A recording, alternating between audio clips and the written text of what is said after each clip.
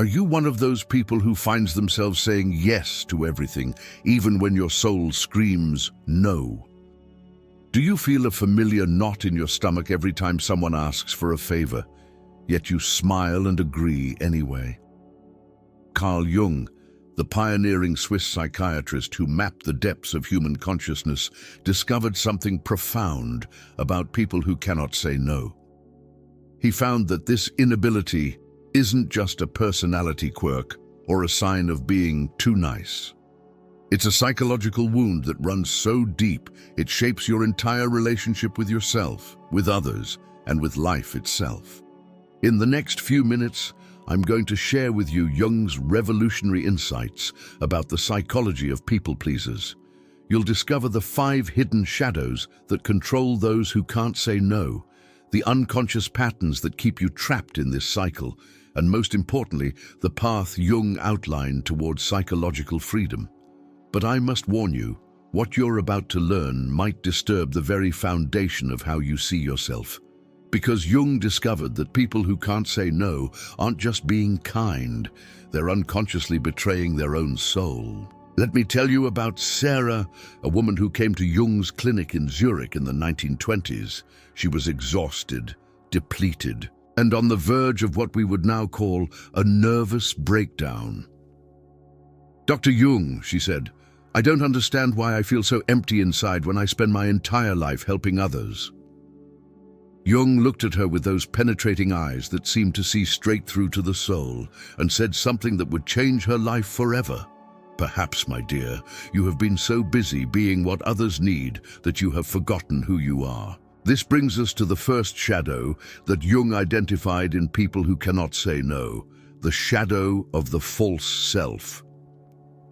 Jung understood that every human being develops what he called a persona, a mask we wear to fit into society. But for some people, this mask becomes so thick, so all-consuming, that they lose touch with their authentic self entirely. When you cannot say no, Jung realized, you are not expressing kindness. You are expressing terror.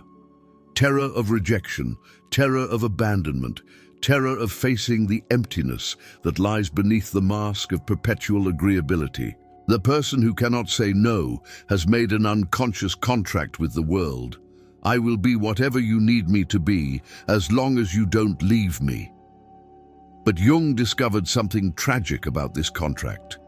The very thing you do to avoid abandonment, this compulsive yes-saying, actually guarantees a different kind of abandonment, the abandonment of yourself.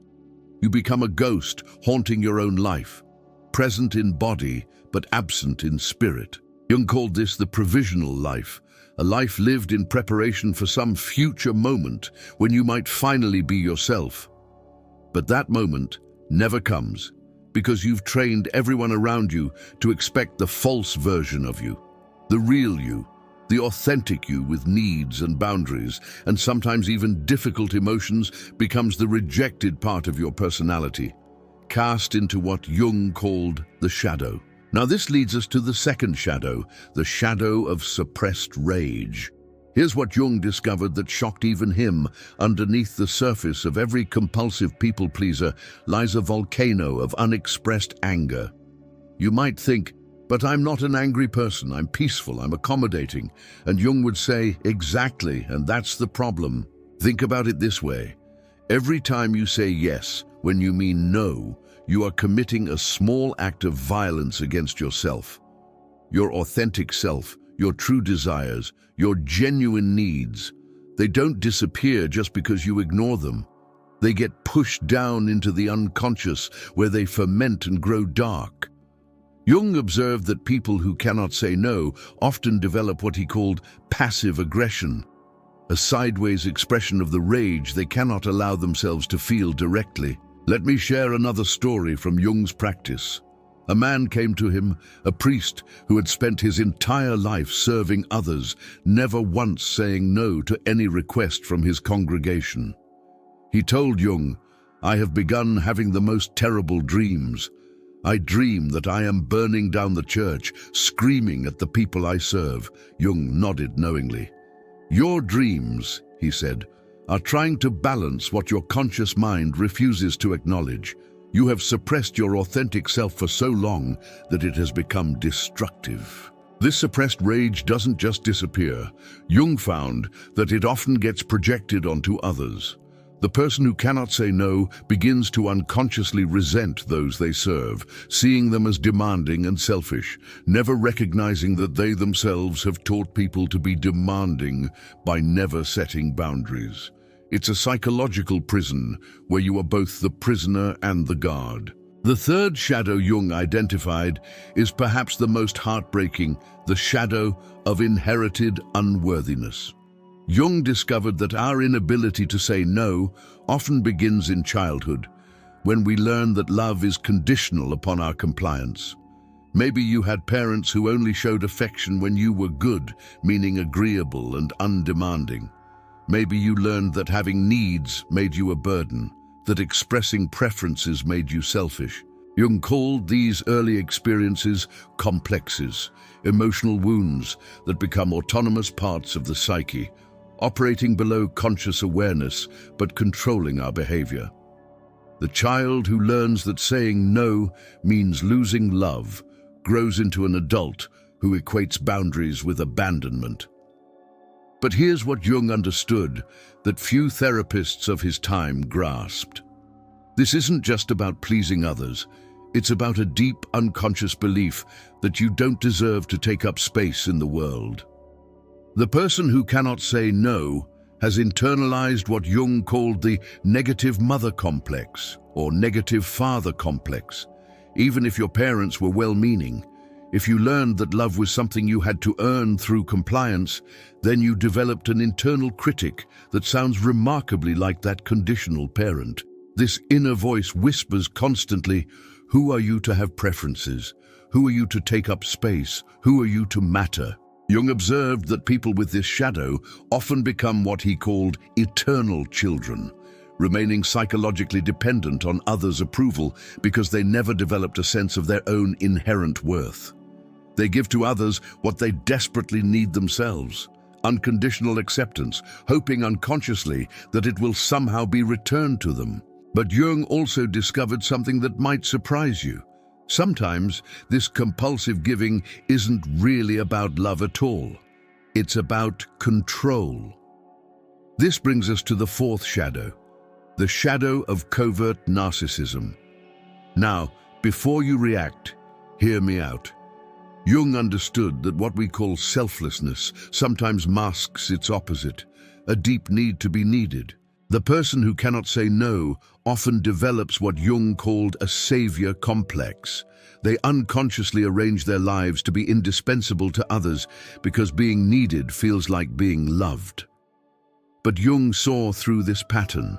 He recognized that making yourself indispensable to others can be a way of controlling them, of ensuring they won't leave you. Think of the mother who never allows her children to struggle or fail because she needs to be needed. Think of the friend who always rushes in to solve everyone's problems because it makes them feel valuable. Think of the employee who works endless hours not just to please the boss, but because being irreplaceable feels like safety. Jung saw that this isn't really selflessness. It's a sophisticated form of emotional manipulation, usually unconscious, designed to secure attachment through dependence. Jung called this the negative aspect of the anima in men and the negative aspect of the animus in women. These are the unconscious patterns that drive us to seek validation through serving others, but in a way that ultimately serves our own psychological needs rather than genuinely serving others. The tragedy is that true love, true service, can only come from a place of wholeness, from a person who chooses to give rather than someone who compulsively must give. Now let me pause here for a moment because I want you to really absorb what we've covered so far. If you're recognizing yourself in these patterns, if you're feeling that uncomfortable stirring in your chest, that's your psyche trying to wake up. That discomfort is actually sacred. It's your authentic self trying to break through years of conditioning. And if this resonates with you, If you're beginning to see the invisible chains that have been binding you, I want to invite you to join this community of people who are committed to psychological truth and spiritual growth. Subscribe to this channel because we're going to continue exploring these deep psychological patterns that shape our lives in ways we never imagined. But now we come to the fifth and perhaps most profound shadow that Jung identified, the shadow of unlived life. Jung discovered that people who cannot say no are often living what he called the unlived life. They are so busy responding to everyone else's needs and demands that they never discover what they themselves actually want or need. Jung observed that these individuals often reach midlife and experience what he famously termed the midlife crisis. But it's not really about age. It's about the sudden, terrifying realization that you don't know who you are. You've been so busy being what others needed that you never developed a relationship with your own soul. I want to tell you about one of Jung's most profound cases, though he changed the details to protect his patient's privacy. A woman came to him in her 50s, successful by all external measures. She had been the perfect daughter, the perfect wife, the perfect mother, the perfect friend. But she told Jung, "I feel like I'm dying from the inside out.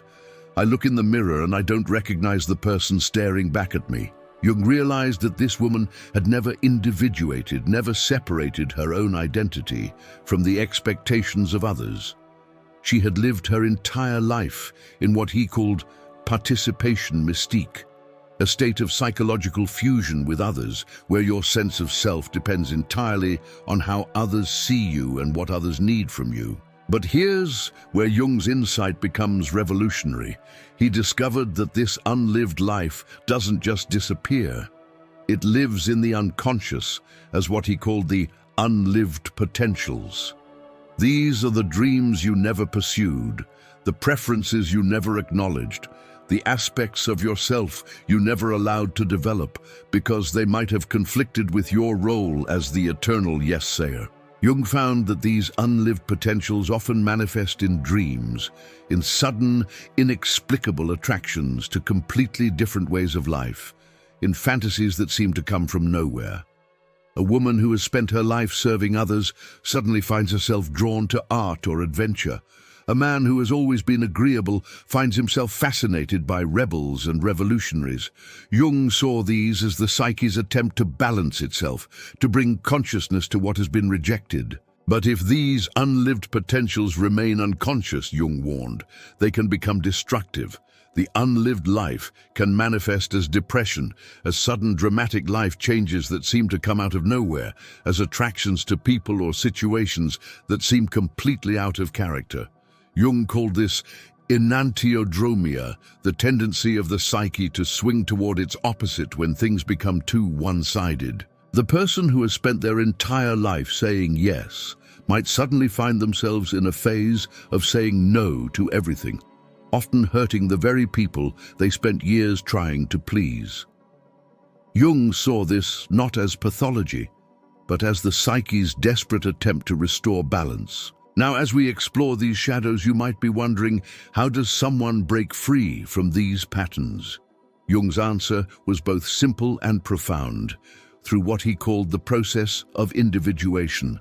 This is the lifelong journey of becoming who you truly are, of separating your authentic self from the expectations and projections of others. But Jung warned that this process is not for the faint of heart.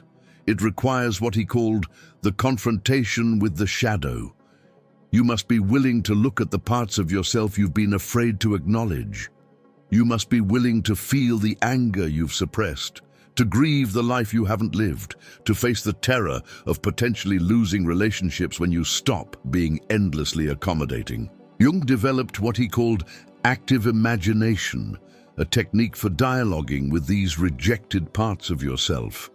He would have his patients imagine conversations with their shadow, with their unlived potentials, with the parts of themselves they had cast into darkness.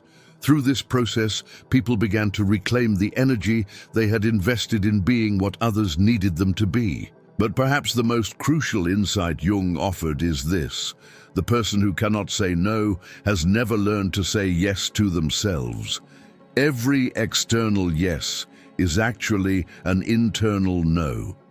Every time you agree to something that doesn't align with your authentic desires, you are disagreeing with your own soul. Jung believed that learning to say no is actually a spiritual discipline. It requires what he called holding the tension of opposites.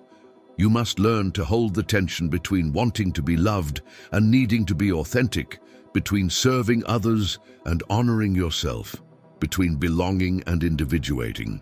Now let me share with you what Jung considered the most dangerous aspect of this pattern, and this might be the most important thing you hear today. Jung discovered that people who cannot say no often become what he called unconscious tyrants, because they cannot express their own needs directly, because they cannot set boundaries openly. They often manipulate others through guilt, martyrdom, and passive aggression. The mother who never says no but sighs heavily when asked for help. The friend who always agrees but then shows up late or forgets important details. The employee who never refuses extra work but then does it poorly or resentfully. Jung saw these as unconscious expressions of the authentic self that has been denied direct expression. But here's the tragic irony Jung identified. The very behavior intended to secure love and connection actually destroys it. When you cannot say no authentically, your yes becomes meaningless. People can sense the resentment beneath your compliance, the exhaustion beneath your helpfulness, the emptiness beneath your service. Jung observed that relationships built on one person's inability to say no are fundamentally unstable because they're built on a lie. They're built on the pretense that one person has no needs, no limits, no autonomous existence. But the unconscious knows the truth, and it will eventually demand to be heard. The path Jung outlined toward healing begins with what he called the withdrawal of projections. You must begin to see that your compulsive need to please others is not actually about them at all. It's about your own unresolved relationship with yourself, your own unhealed wounds, your own unlived life.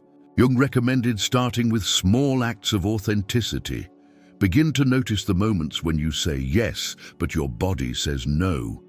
Pay attention to the tightness in your chest, the knot in your stomach, the subtle energy drain that happens when you agree to something that doesn't align with your authentic desires. He also emphasized the importance of what he called holding space for the rejected self. This means creating time and space to explore the parts of yourself you've kept hidden. What do you actually like? What do you genuinely want?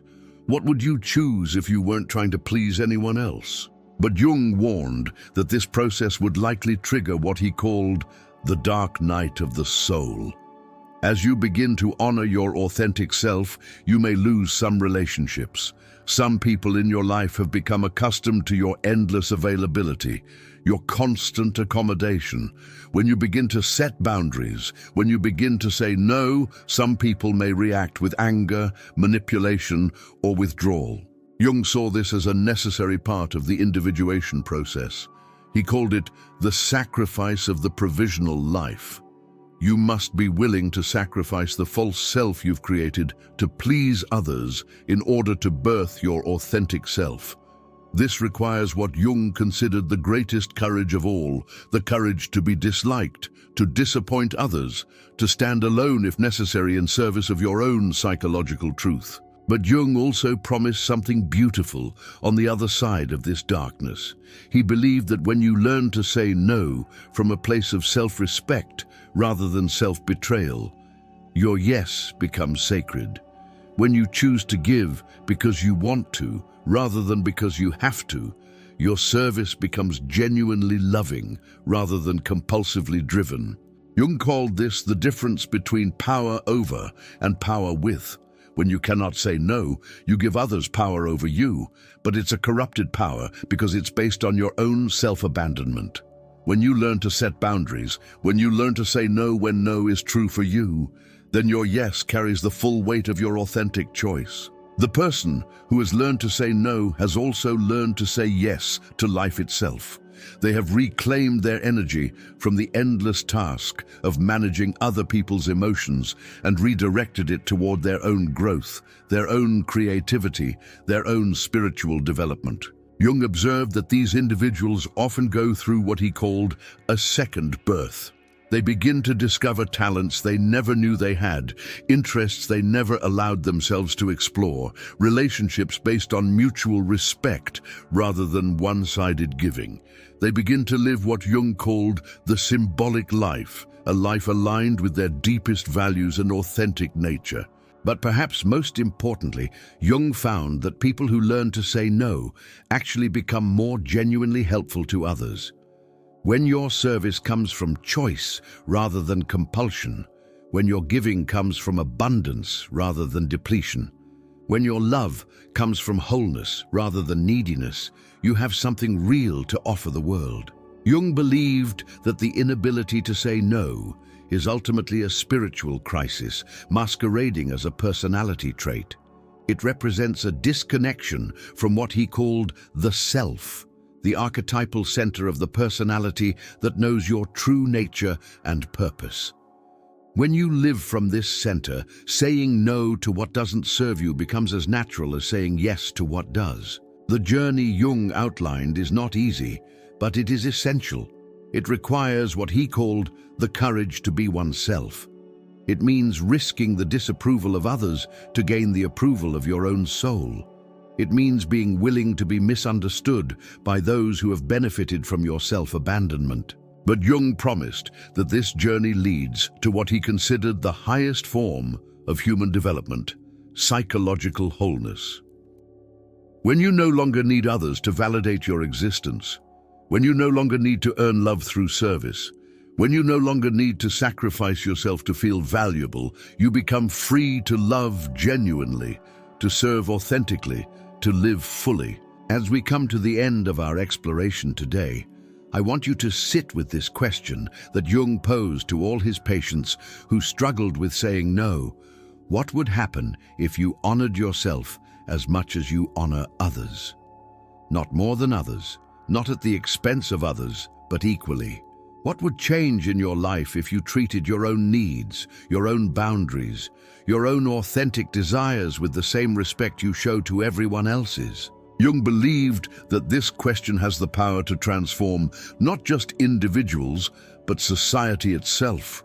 Because when people stop betraying themselves to please others, when they stop giving from emptiness and start giving from fullness, when they stop saying yes out of fear and start saying yes out of love, the world becomes a more authentic place. The person who has learned to say no has learned something far more valuable than a simple boundary-setting technique.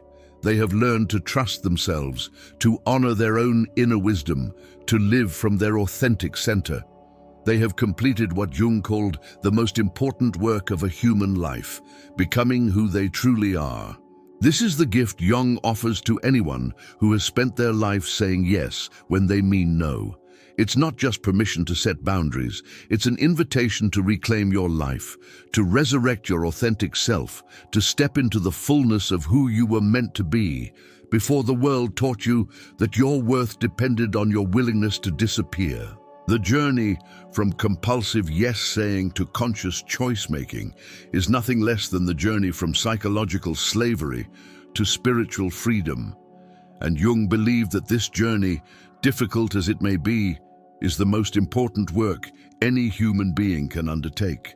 Because in learning to say no to what diminishes you, you finally learn to say yes to the magnificent, complex, authentic person you were always meant to be.